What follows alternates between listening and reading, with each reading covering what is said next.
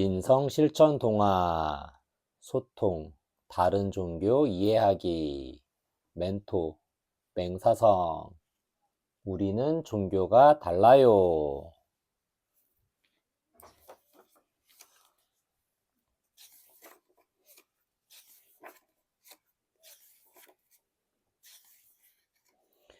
우리는 종교가 달라요. 야, 까까머리, 같이 가. 지영이가 뒤에서 별명을 부르자 선재가 걸음을 멈췄어요. 두 친구가 처음 만난 것은 3학년 첫 수업이 시작되던 날이었어요. 선재는 북한산 기슭에 있는 도솔사에서 사는 아이예요. 스님들처럼 머리를 빡빡 깎고 승복을 입었지요. 승복, 중승, 옷복, 스님들이 입는 옷. 그래서 도솔사에 다니는 신도들은 다들 선재 스님이라고 불러요. 신도, 믿을 신, 무리도, 종교를 믿는 사람. 하지만 반 친구들은 그냥 선재라고 부르거나 까까머리라는 별명으로 부르지요.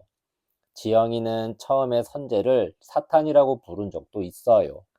지영이는 유치원 때부터 교회에 다녔는데 예수님을 믿지 않는 사람들, 특히 절에 다니는 사람들은 다들 사탄인 줄 알았거든요.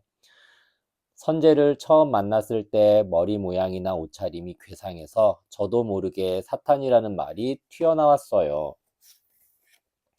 지영이는 선재를 볼 때마다 사탄과 말을 하면 혹시 벌을 받는 건 아닐까 하는 두려운 마음도 들었어요.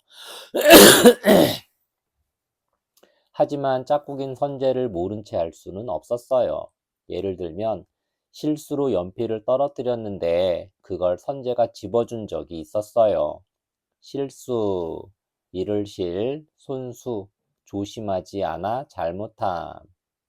그럴 때 저도 모르게 고마워 하고 인사를 하게 되었지요. 어느 날은 선재가 교과서를 안 가져왔는데 그 과목을 공부할 때 내 책 같이 봐 하고 말을 걸었어요. 그렇게 지내다 보니 선재는 아무리 생각해도 사탄 같지는 않았어요.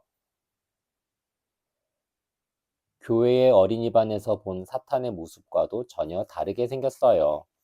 그래서 차츰 까까머리란 별명으로 부르게 되었지요. 선재는 매일 아침마다 도솔사 스님의 승용차를 타고 등교해요. 등교, 오를 등, 학교 교, 학생이 학교에 감. 도솔사에서 학교까지 거리가 멀고 북한산을 오르내려야 하니 그럴 수밖에 없어요. 하교 때는 북한산 입구로 걸어가 마을버스를 타고 도솔사까지 간대요. 선재는 유치원 때 교통사고를 당해 부모님을 잃었어요. 갑자기 고아가 된 선재는 오갈 곳이 없게 되었어요. 그때 아직 결혼을 안 한 고모가 도솔사에 선재를 맡겼대요. 고모, 시어머니 고, 어머니 모, 아버지의 누나나 여동생. 그때부터 선재는 도솔사 스님들의 보살핌을 받으며 지내게 되었어요. 지영이는 그런 이야기를 듣자 선재가 가엾고 불쌍해서 다시는 선재가 사탄이라는 생각을 하지 않기로 했어요. 지영이는 교회를 오래 다녀서 절보다 교회를 좋아해요. 주일마다 교회 어린이반에서 배우는 찬송가도 재미있고 예쁜 선생님이 들려주는 성경 이야기나 동화 구연도 흥미진진했어요. 주일, 주인주, 날일, 기독교에서 일요일을 이르는 말. 그래서 하루는 선재에게 물었어요. 나 이번 주일에 교회에 올래? 교회에 왜? 교회 다니는 게, 교회 다니는 게 얼마나 재밌는데. 나랑 찬송가도 배우고 성경 이야기도 들으면 참 좋을 것 같아서. 선재가 미소를 지으면서 고개를 저었어요. 그러고 보니 선재는 한 번도 활짝 웃은 적이 없는 것 같았어요. 갈 수 없어. 교회에 가려면 우리 스님께 먼저 허락을 받아야 해. 지영이는 절에서 사는 아이가 교회에 가는 게 뭘 뜻하는지 생각해 본 일이 없었어요. 그래서 아무렇지도 않게 선제를 초대한 거예요. 하지만 선제는 부모님과 마찬가지인 스님들께 허락을 받아야 한다고 생각했어요. 허락, 허락할 허, 대답할 락, 청하는 일을 하도록 들어줌. 그날 저녁, 선제가 도솔사의 주지 스님인 진묵 스님께 물었어요. 주지, 살주, 가질지, 저를 지키고 이끌어가는 승려. 스님, 왜? 이번, 이번 주 일요일에 교회에 놀러 가도 돼요? 교회에? 안 될 건 없다만 네가 승복 차림으로 교회에 가면 거기 목사님이랑 신도분들이 이상한 눈초리로 쳐다볼 것 같은데 그래도 괜찮겠니? 선제는 그제야 자기 반 친구의 초대를 받았다고 말을 했어요. 그러자 주지 스님이 고개를 끄덕였어요. 정 가보고 싶으면 갔다 오너라. 가서 교회 신도들은 어떻게 예배를 보는지 잘 보고 오너라. 그 대신 네가 혹시 듣기 싫은 말을 듣더라도 꾹 참아야 한다. 허락을 받은 선제는 기분이 좋아졌어요. 교회가 도대체 어떤 곳인지 알고 싶었는데 드디어 초대를 받아 가게 되었으니까요. 초대, 부를 초, 기다릴 때, 어떤 모임에 와줄 것을 청함. 주지 스님은 미리 예수님에 대해 쉽게 일러주었어요. 또 교회 안에 부처님 대신 십자가가 놓여 있다는 것도 가르쳐 주었어요. 그리고 그리고 우리 절 신도들이 복전함에 시주금을 넣는 것처럼 교회에서도 신도들에게 헌금을 받는단다. 복전함, 복복, 받전, 함함, 불교 신도들이 시주돈을 내는 함. 선제는 교회와 절이 비슷한 것 같으면서도 차이가 있다는 걸 느꼈어요. 일요일 아침에 주지 스님이 선제의 방으로 왔어요. 아이고 이 녀석아, 방이 이게 뭐냐? 선제의 방은 엉망이었어요. 장난감에 과자 봉지가 여기저기 널려 있었고 이불과 베개도 아무렇게나 놓여 있었어요. 지금 치우려고 했단 말이에요. 선제가 얼굴을 붉히며 변명했어요. 변명, 분별할 변, 밝을 명, 잘못이나 실수에 대해 그 까닭을 말함. 그때 주지 스님이 선제에게 쇼핑백을 내밀었어요. 자, 오늘 교회에 갈 때 이 옷으로 갈아입고 가거라. 운동화도 새로 샀으니 신고 가고. 선제는 승복을 벗고 반 친구들이 입는 옷과 같은 셔츠와 바지로 갈아입었어요. 그런데 새 운동화는 발이 꽉 낄 정도로 작아 평소에 신던 운동화를 신기로 했어요. 평소, 평평할 평, 힐소, 특별한 일이 없는 보통 때.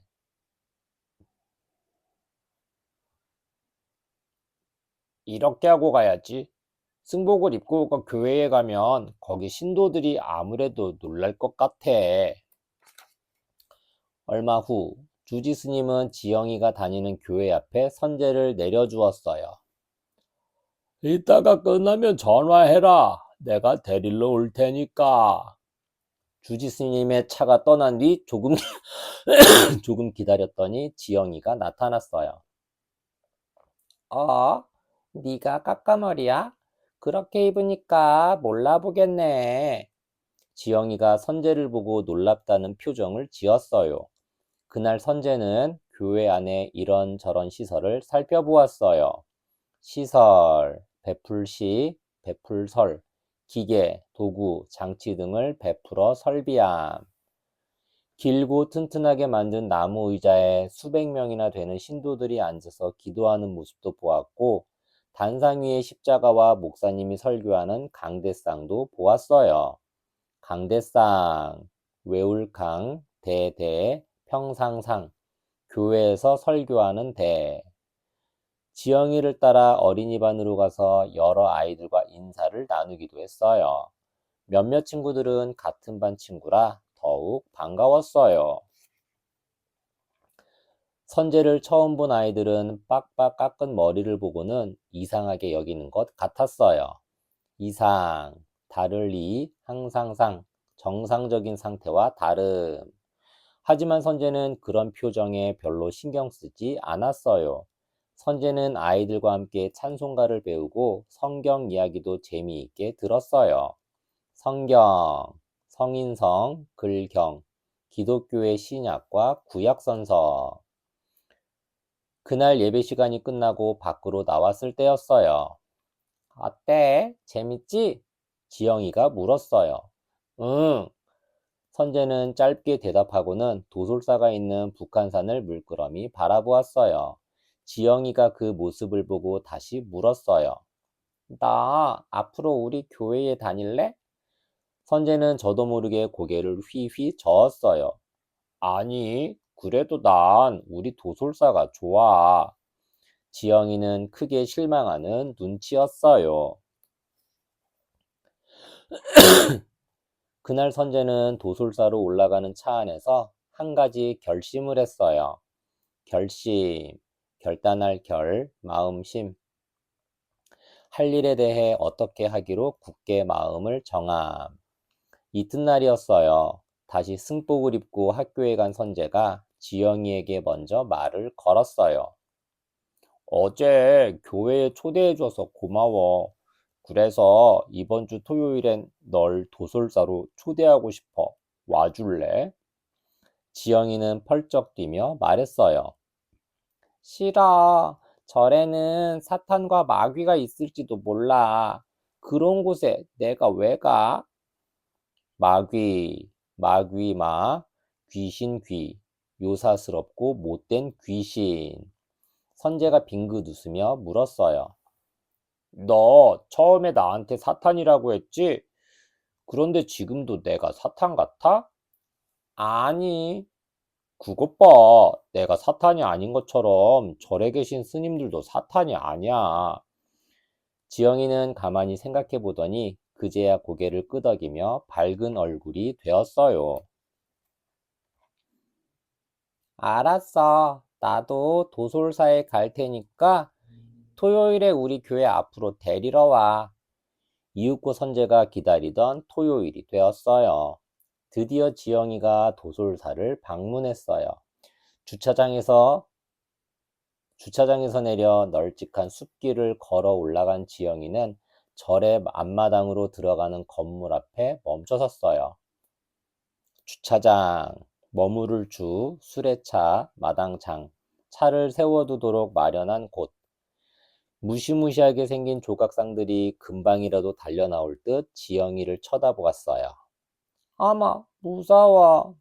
지영이가 선재의 손을 꼭 잡으며 소리쳤어요. 선재가 말했어요. 겁낼 거 없어. 이분들은 동서남북 네 군데서 부처님과 이 절을 찾는 사람들을 지켜주는 천왕님들이야. 네 분이라서 사천왕이라고 해. 이 문은 사천왕문이고, 사천왕문을 지나자 비로소 크고 작은 여러 건물들이 보였어요. 건물, 세울건, 물건물, 사람이 살거나 물건을 넣어두기 위해 만든 집. 건물마다 한자로 적힌 이름이 있었는데 지영이는 아직 읽을 수 없는 글자들이었어요. 한자, 한수한, 글자자.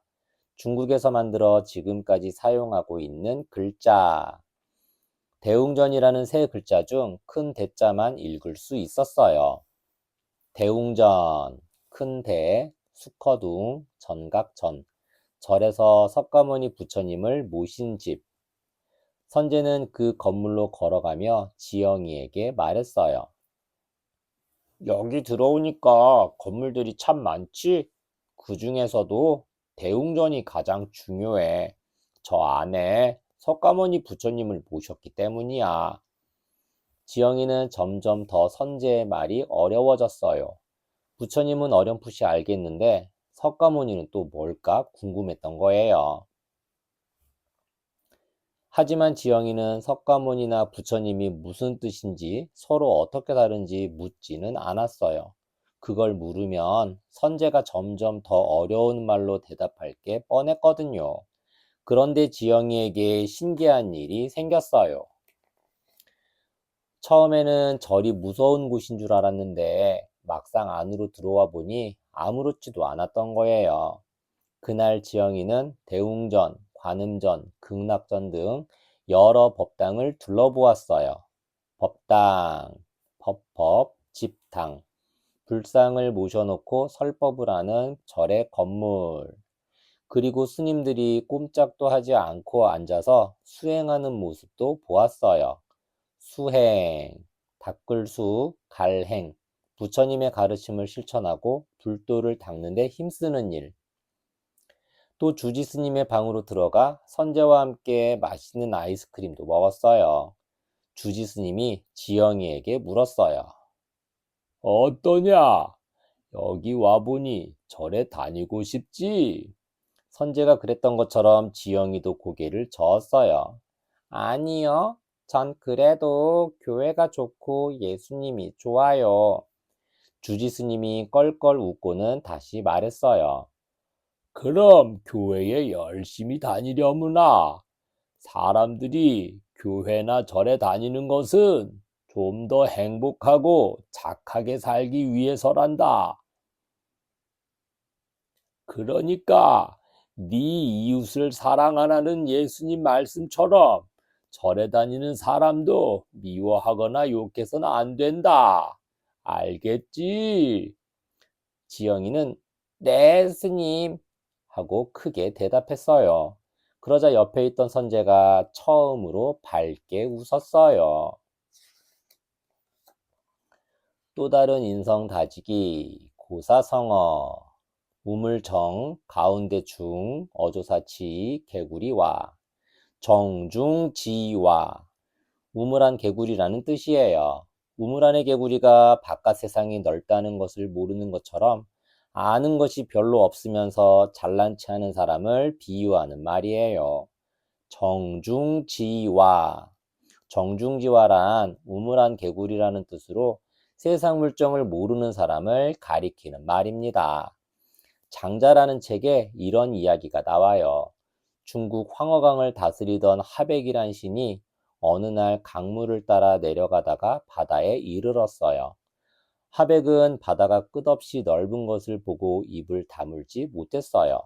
때마침 바다의 신 약이 나타나 말했어요. 우물 안에 사는 개구리가 바다 넓은 걸 어찌 알겠느냐? 여기서 우물안 개구리, 정중지화라는 말이 생겼어요. 이것은 마치 도시에서 태어나 자란 아이들이 쌀은 쌀나무에서 나온다 라고 하는 것과 같아요. 다른 예를 들어볼까요? 이 세상 사람들이 믿고 있는 종교는 수백 가지가 넘어요. 많은 사람들은 좀 더 행복하고 올바르게 살기 위해 종교를 믿어요. 그런데 저마다 자기가 믿는 종교만 최고라고 주장한다면 어떤 일이 일어날까요? 서로 다투다가 나중엔 종교 전쟁이 벌어질 수도 있어요. 그럼 조금도 행복하지 않고 올바르지 않게 사는 것이죠. 그래서 우물안 개구리처럼 자기가 알고 있는 것만 이 세상의 전부라고 생각하면 곤란하답니다.